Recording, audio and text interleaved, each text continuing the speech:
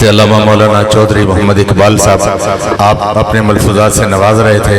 اللہ پاک ان کا سایہ ہمارے سروں پہ تا دیر سلامت فرمائے. احباب ذی وقار، یہ محفل جاری و ساری ہے. ابھی سلسلے کو آگے بڑھانے سے پہلے ایک خصوصی گزارش پیش کرنی ہے. ہمارے شہر کے اندر چونکہ علماء ہیں، ہمارے شہر کے اندر کوئی آیا تھا آنے والا، حضور صاحبزادہ پیر مفتی سید محمد ابو بکر عمار شاہ صاحب تشریف فرما ہیں. دیگر احباب بھی جو سٹی سے تعلق رکھتے ہیں وہ جانتے ہوں گے. وہ آیا تھا آنے والا اور اس نے آ کر یہاں پہ کہا کسی جگہ پہ، اور جس جگہ پہ کہا وہاں پہ وارثانے محراب و منبر بھی جلوگر تھے. وہاں پہ کچھ گدیوں کے نشین جو ہیں وہ بھی تشریف فرما تھے اپنی شان کے مطابق. اب گدیاں ہی رہ گئی ہیں، باقی تو سارا سسٹم ختم ہو چلا. احباب اسلاف وہ سلف ہو گئے، وہ تو فیوز و برکات کا منبع تھے، لیکن اب حالات کچھ سے مختلف ہوتے جا رہے ہیں. اور وہ آیا، آ کے اس نے ایک جملہ ارشاد فرمایا اپنے ذہن کے مطابق. اس نے کہا کہ ہم سبھی کو مانتے ہیں علی کے بعد بعد، ہم سبھی کو مانتے ہیں علی کے بعد بعد. تو یہ شہر کے اندر بہت اضطراب پایا جا رہا ہے. مفتی سید ابو بکر عمار شاہ صاحب نے بھی اس حوالے سے علماء کو ایک جگہ پہ اکٹھ کیا تھا. میں بھی جناب کے سامنے اسی جملے کو دہرانے کی کوشش کرتا ہوں بحیثیت طالب علم.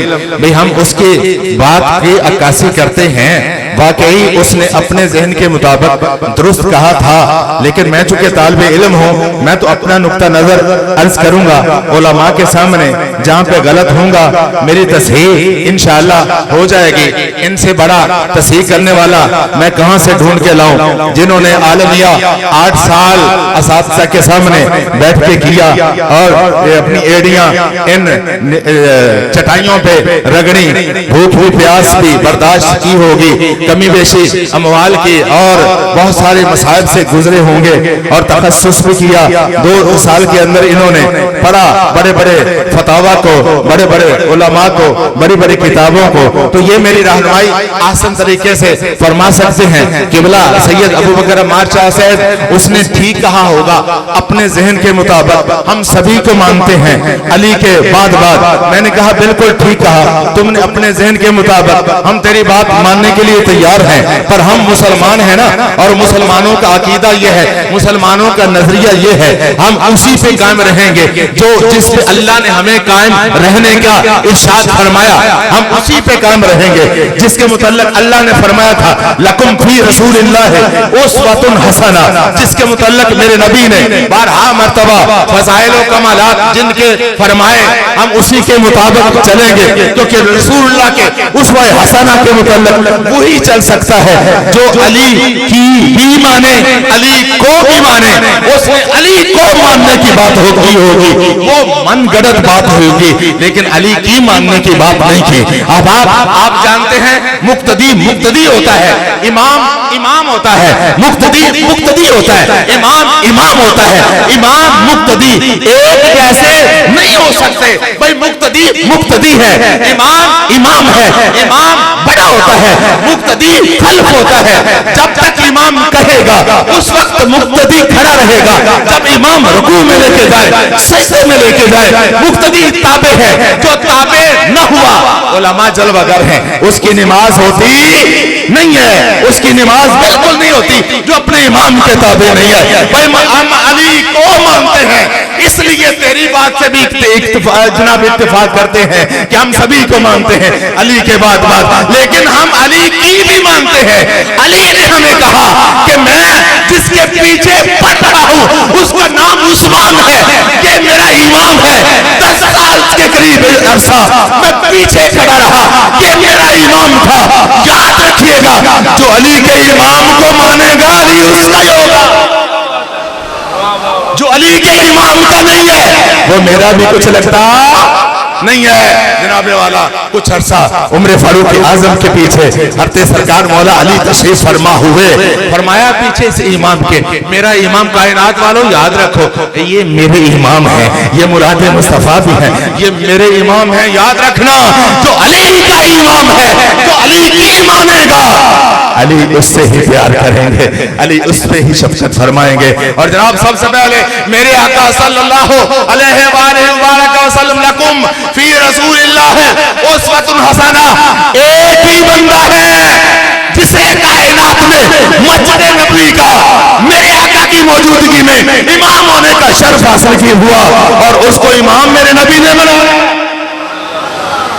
اس کا نام صدیق اکبر کی ذات ہے۔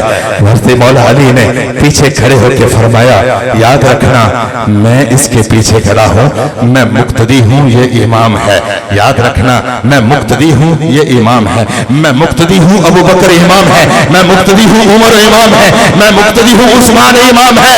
بھئی ہم علی کو بھی مانتے ہیں، علی کی بھی مانتے ہیں، اس لیے کہتے ہیں افضل البشر بعد الانبیاء وہی ہستی ہے جسے میرے نبی نے افضل بنایا ہے، جسے میرے نبی نے مصلی عطا فرمایا ہے۔ اے میرے سرکار مولا علی کے ماننے کی چاہت رکھنے والوں، علی کی اتباع کے اندر، علی کی محبت کے اندر علی کے ائمہ کو مت بھولنا، کیونکہ جو علی کے امام کو بھول گیا وہ علی کا کیسے ہو سکتا ہے؟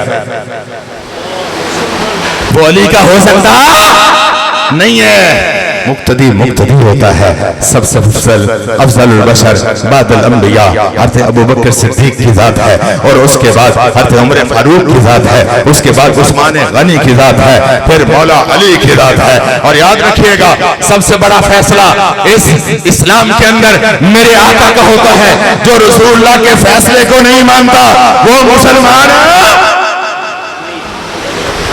مسلمان اب رسول اللہ نے امام بنایا ہے ابو بکر صدیق کو۔ اللہ اکبر۔ میرے آقا نے فرمایا تھا خیر القرون قرنی، سب سے بہترین زمانہ میرا، سب سے بہترین زمانہ قرنی میرا ہے۔ اچھا میرے نبی نے عصری کیوں نہیں فرمایا؟ علماء جل وغیرہ ہے، اس کا منع بھی تو زمانہ ہی ہے نا۔ میرے آقا نے عصری کیوں نہیں فرمایا، قرنی فرمایا؟ کیونکہ صدیق کا آخری حرف قاف ہے، عمر کا آخری حرف را ہے، عثمان کا آخری حرف نون ہے، علی کا آخری حرف یا ہے۔ احباب جب قاف را نون یا کو ملائیں گے تو قرنی بنے گا۔ میرے آقا نے فرمایا سب سے بہترین زمانہ میں محمد کا زمانہ ہے، جس میں ابو بکر بھی ہے، عمر بھی ہے، عثمان بھی ہے، علی بھی ہے۔ نعرہ تکبیر، کھڑے ہو کے استقبال فرمائیے، نعرہ تکبیر، نعرہ رسالت۔